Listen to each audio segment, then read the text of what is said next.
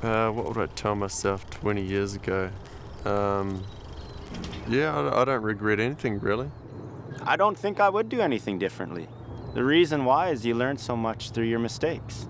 One bit of advice I would have loved to have told myself was just open up and be vulnerable with other people, tell them your struggles, get them to pray for you. Maybe to grab the bull by the horns a little bit more and be a bit more proactive. Being more brave in my faith, because I felt God telling me to talk to certain people, and then I was just like a little bit withdrawn in that. The only thing I would do is snowboard more. That's it. To be more forward about being a light on the hill. I think probably I held back. There's a few, but you definitely regret. You hide that stuff, but being good enough on the mountain, that was a big insecurity. In the end, I just believe, in the sovereignty of God, and the fact that our journey is our journey. And I would have liked to have seen myself be a lot more intentional when I travelled. But I was just chasing the snow, man. That's all I cared about. I just wanted the powder. Why didn't I?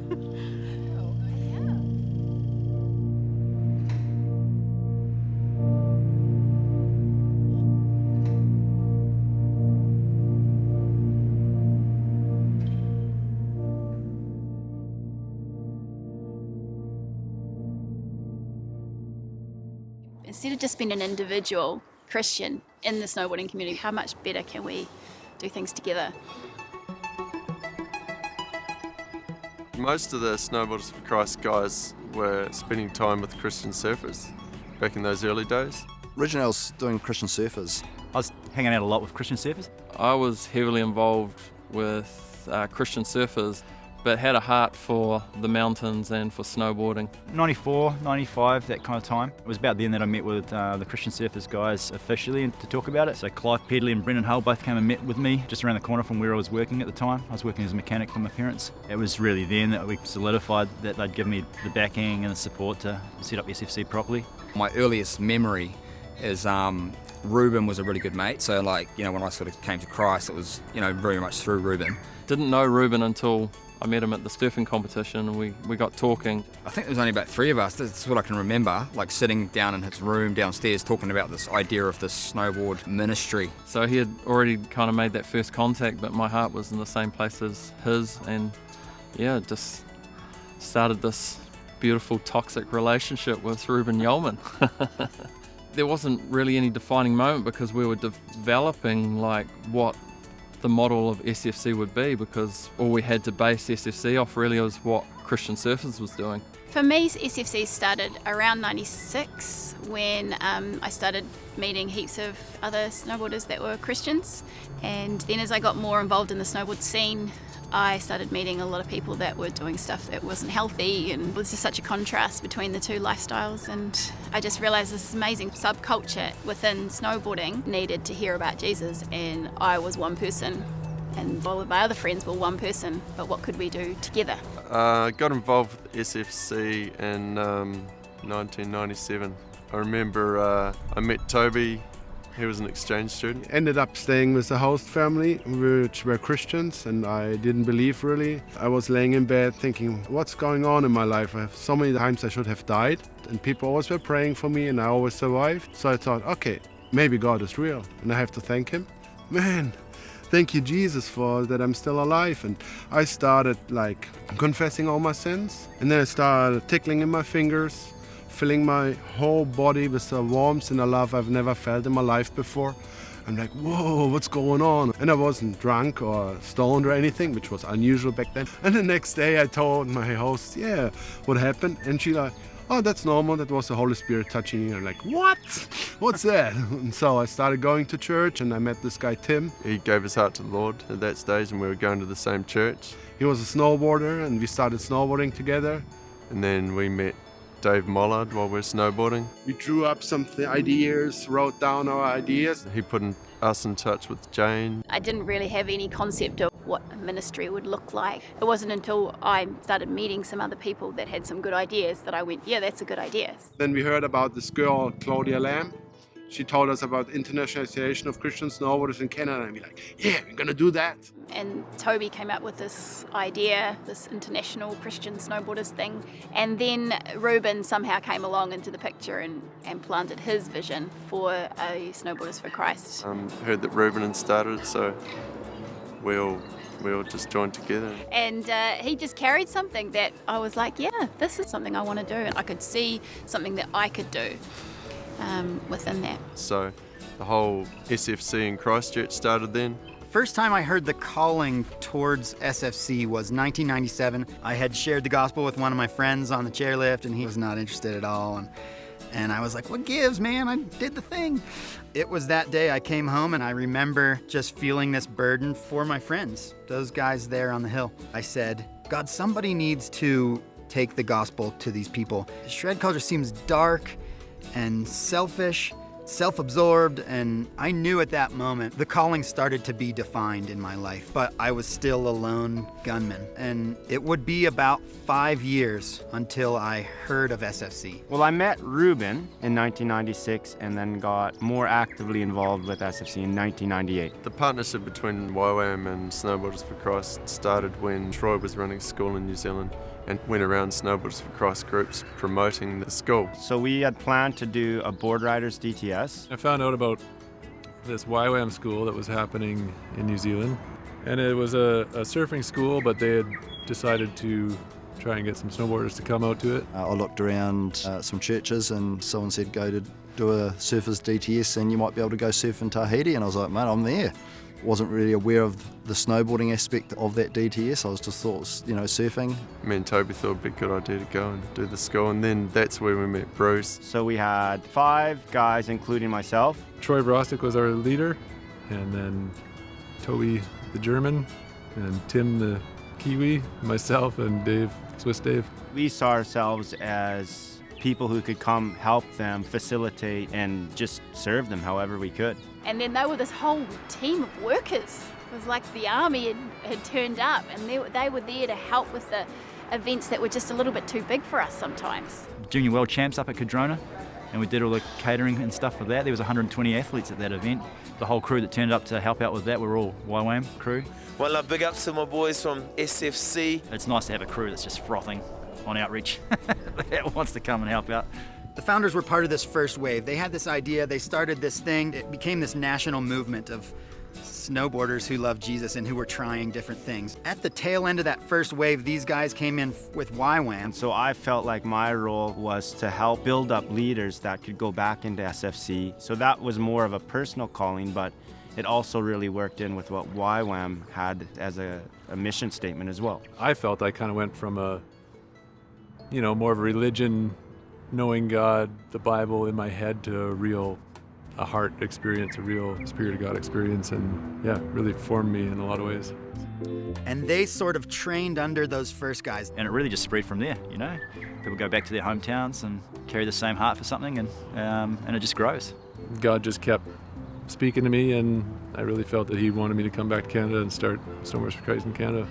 Which then began the second wave, which was other national movements. Fall of '98, back to my home church and some of my friends and family, and just shared this vision of snowboard ministry. We knew to start this, we should live right in the mountains where the culture is really happening. When we got to Fernie, we met with the church there and some leaders, and they said, man, we've just been praying for this. We've been praying for some way for our church to reach the mountain culture, and so yeah, that's where we ended up.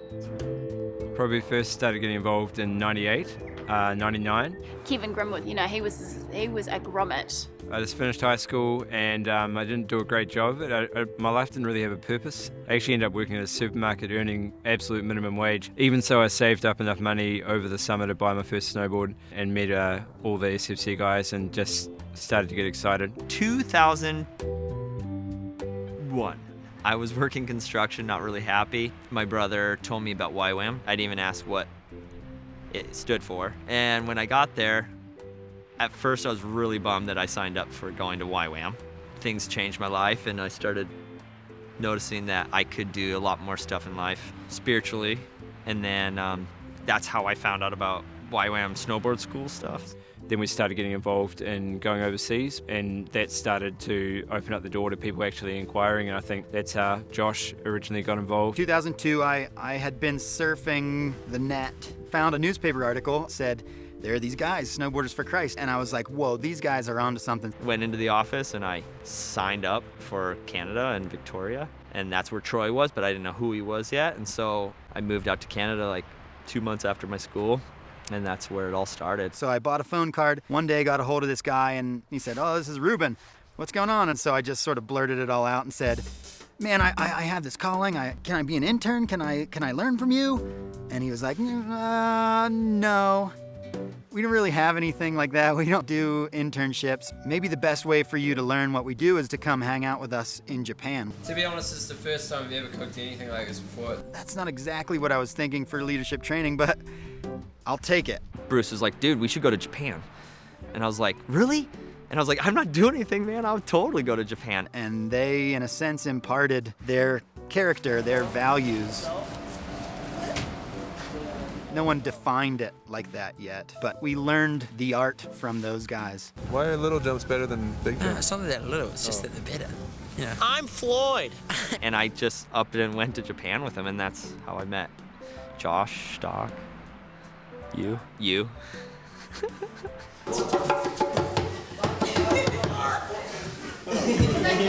Maybe you and the American guy, you could like go back to America and do something. I'm like, yeah, I don't know. And I was like, dude, there's no way I want to do this in Colorado. And that began the beautiful, toxic relationship with the Floyd. Floyd, stay right there. What are you talking about? It became big straight away. I remember I had like a little business card thingy, and it had like Wanaka coordinator or something. I thought I was pretty cool with it. Probably the moment that I felt like it had gone bigger than just Christchurch was when we went down to SFC Ohau and we started meeting the Auckland crew. Whoa, God is doing the same thing all over the place. And to realise that there was a whole group of Aucklanders, they were doing what we were doing, but that we were actually doing this together. On the other side of the globe, God was planting this vision. We didn't know, but there were all these groups of snowboarders that were living in different cities. And this was not one dude's idea. This was a divinely inspired thing that later down the road we would meet each other and be like, whoa, you have the same, we're doing it and he's doing it. How crazy is this? And as soon as Snowboarders of Christ started, they all got together and started groups too. That's been probably the heaviest impact on me, is to watch God unfold the vision all over the world. Yeah. I mean, there was lots of hurdles, but at the same time, we were just naive. Fairly polarizing, I guess, when you're on the mountain. Snowboarders for Christ, what's that? They probably thought we were a bit weird, these Christians talking about Jesus on the mountain. You knew there were dudes that just were kind of not going to talk to you, but they also knew what you're about. And I think if you're not out there, then dudes don't know who they can approach when something's going down. They don't know who to talk to. We were known for quite a long time as being the crew that would turn up.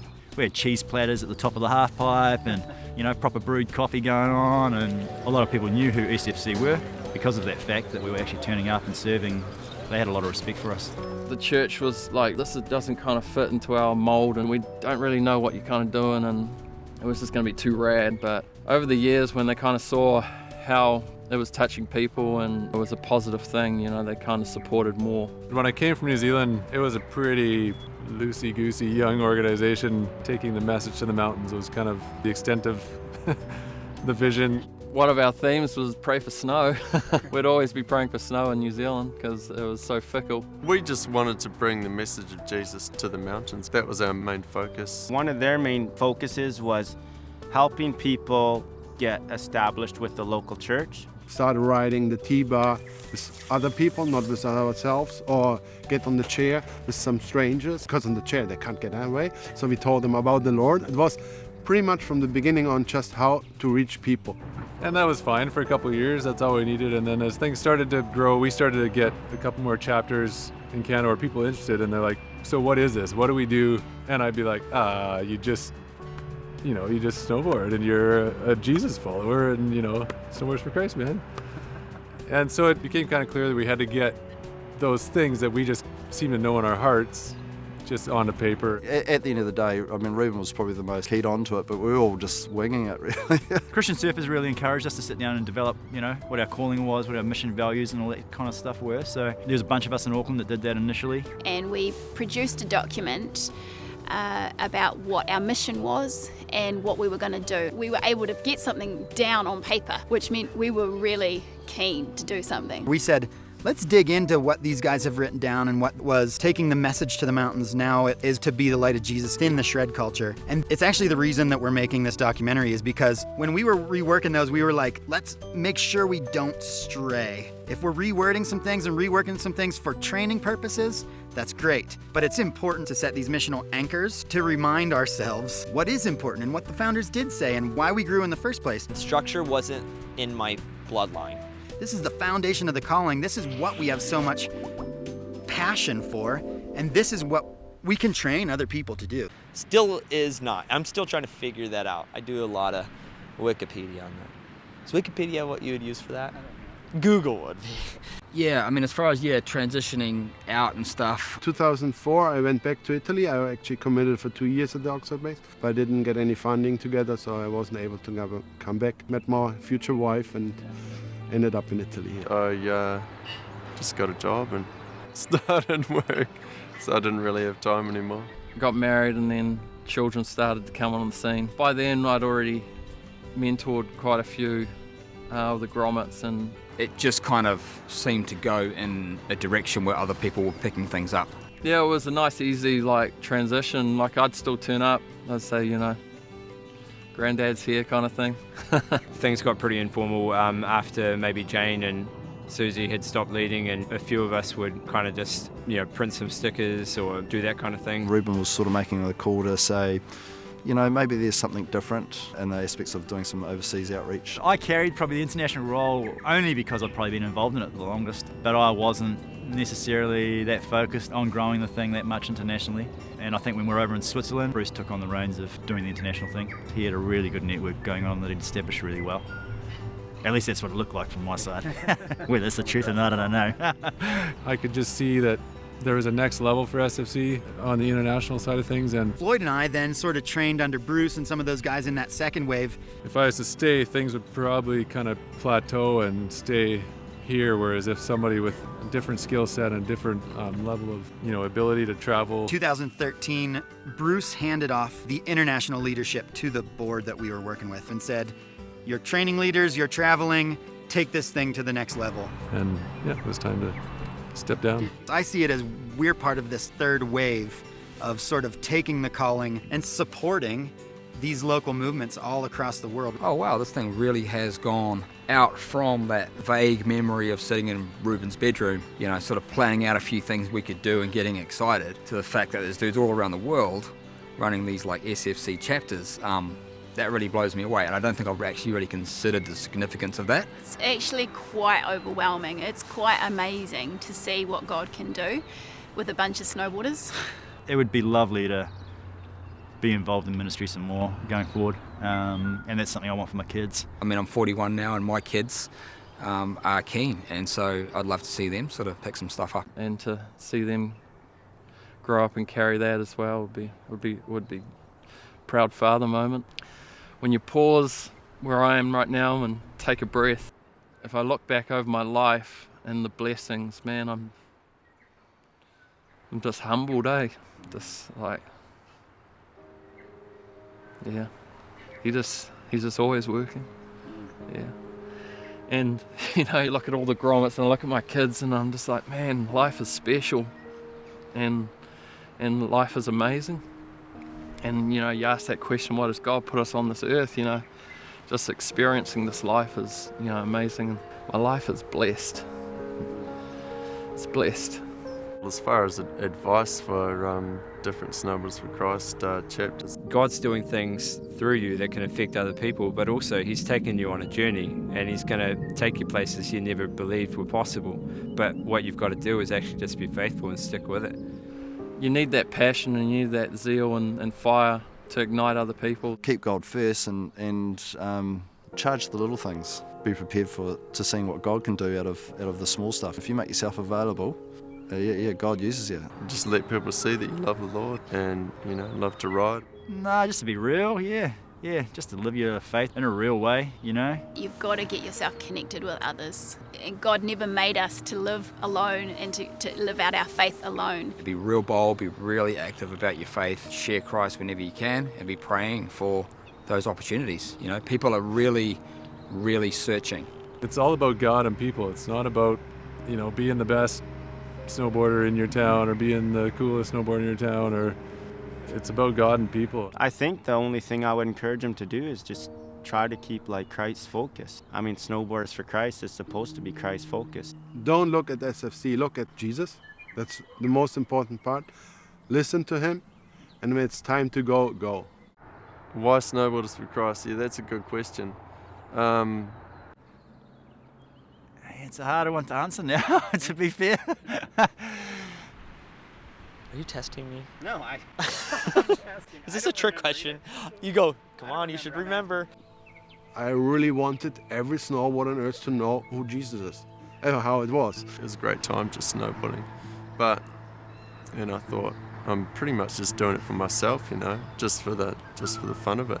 And it was a pretty selfish thing to do. I've always had a heart for people and bringing people to the same experience that I have, where I just look in the mountains and at creation and how the nuts and bolts of this world works, and it's just so precise. I kind of feel like the Spirit of God is moving, and he really loves people, and he's really, he really wants to know them. And you're sitting on a chairlift and your board's dangling there. And some people say, hey, Jesus, what's that about, or something, For me, it was being bold enough to be able to just go, I don't really care what anyone thinks. Yeah, I know. I guess it was just trying to provide some environment for people, to come down and really to mentor the younger kids that were coming through as well, and give them somewhere safe to go and hang out and not be influenced by all the drugs and alcohol and stuff that were going on. So that was probably more of the crux of it, and obviously showing God's love through that.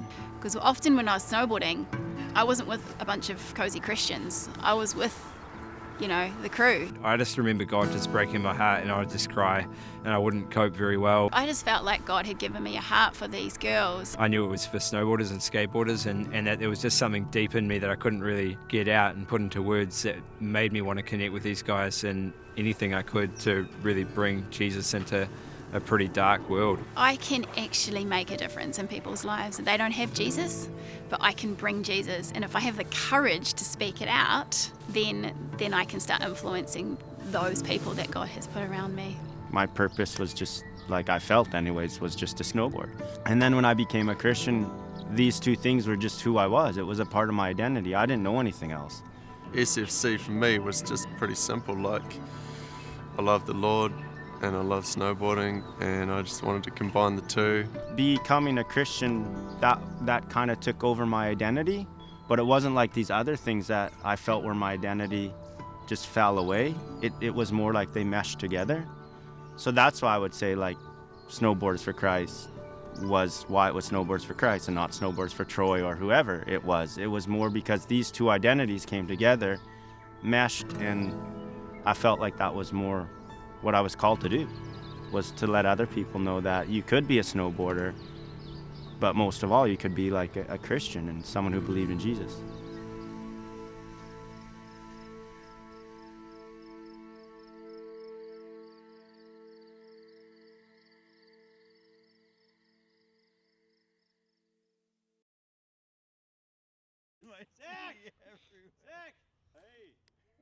Let me talk to you about what you can do differently.